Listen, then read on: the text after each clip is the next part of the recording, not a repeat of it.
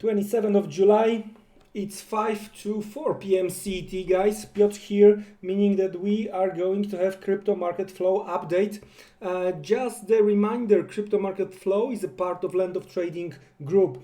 We are going to discuss Bitcoin today.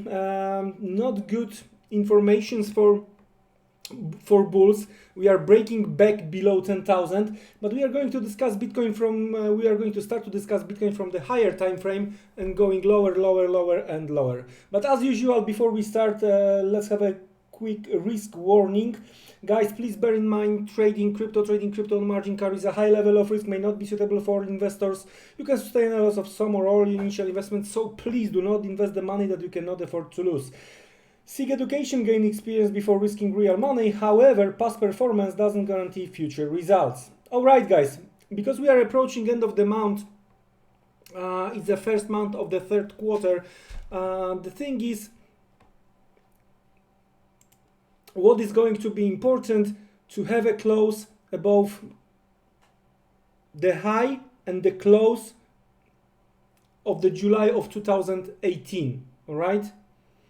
So the thing is that once we broke 2 months ago, once we broke through that level, right, immediately in June, as you can see here,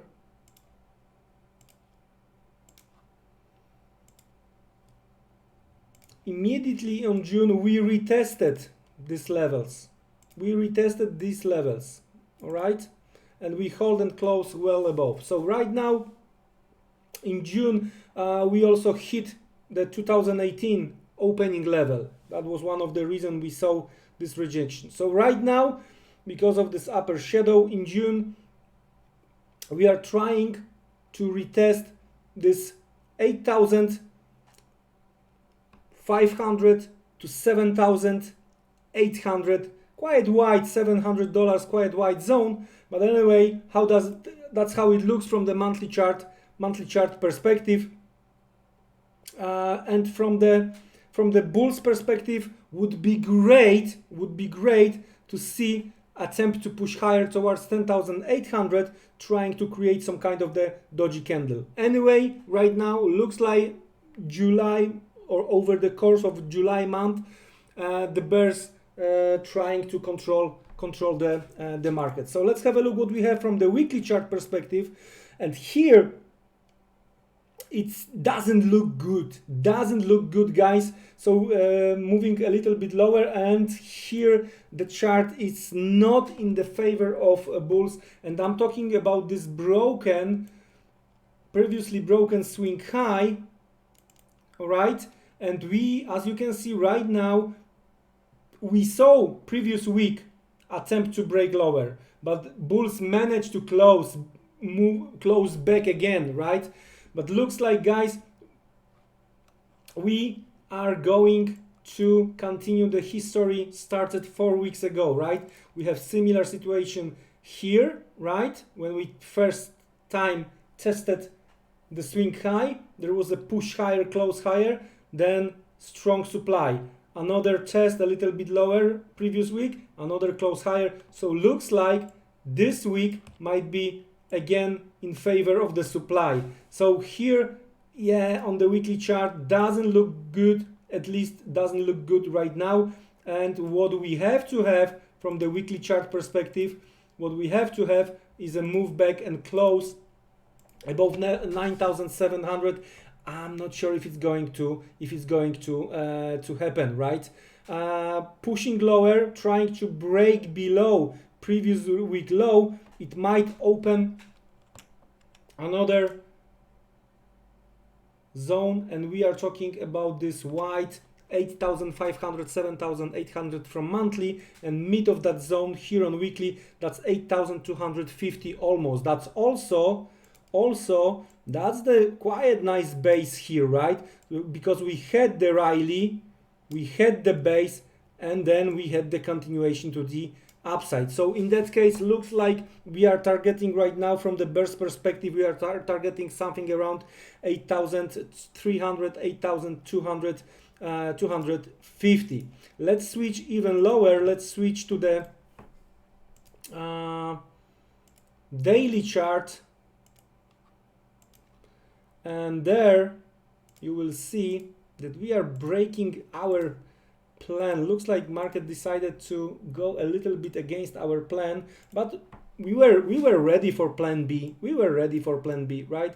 So what we are discussing till now, we are discussing the equal moves inside the possible, as we can see here, possible downward channel, right? Equal moves. And the last one, let's remove this one for a second. We have those two equal moves to the downside, similar what we have somewhere here and without the upper shadows and here, right? Very, very similar in size. And then we had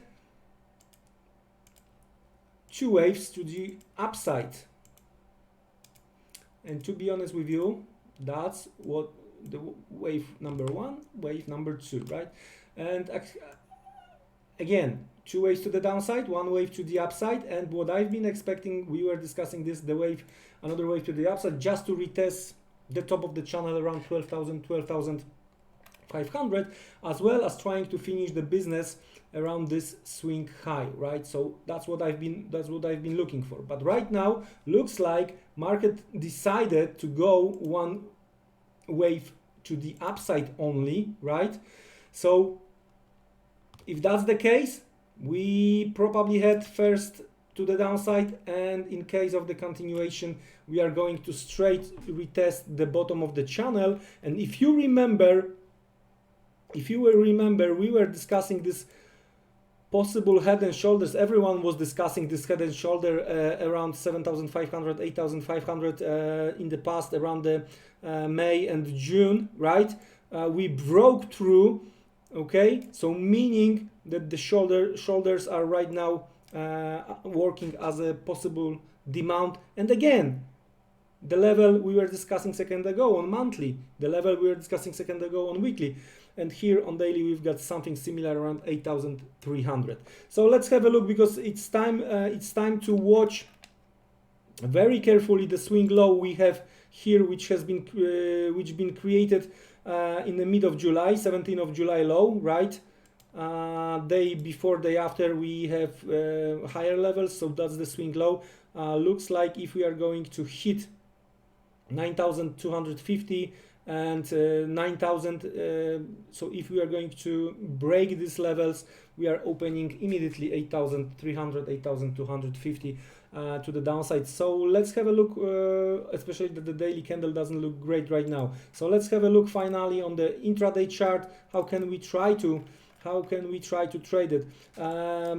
Even yesterday, during the yesterday update, there was a chance we were discussing that maybe we are going to hold this over under pattern, right? And we saw yesterday, we saw today attempt to rally. Unfortunately, last 4 hours we have this breakdown, and right now from intraday perspective, we are testing some kind of the possible demand based on what we have seen, right? After such a straight move to the downside, we might see some kind of the bounce from here, but I would expect that move back towards 9,800 and psychological 10,000 is gonna be used as a selling opportunity. And here from this intraday perspective, this candle, that's for me looks like a short accumulation, very similar to what we've seen here, right?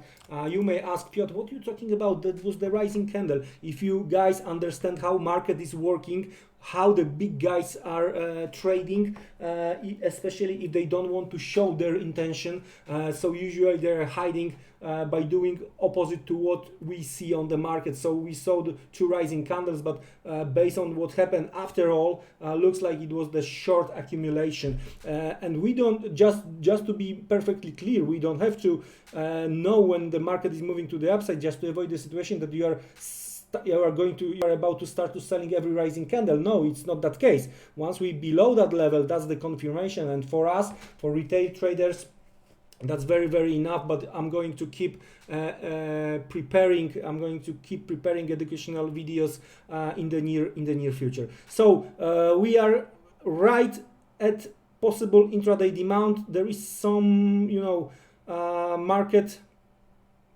movements to the upside, so bulls trying to fight here, but again 9,800, 10,000 as a supply, and in that case from the intraday perspective, as long as we are below 10,200, it looks for me bearish. Guys, that's it. Today was my pleasure to be here with you. I'm going to make necessary updates tomorrow. Have a great Saturday. Take care. Goodbye.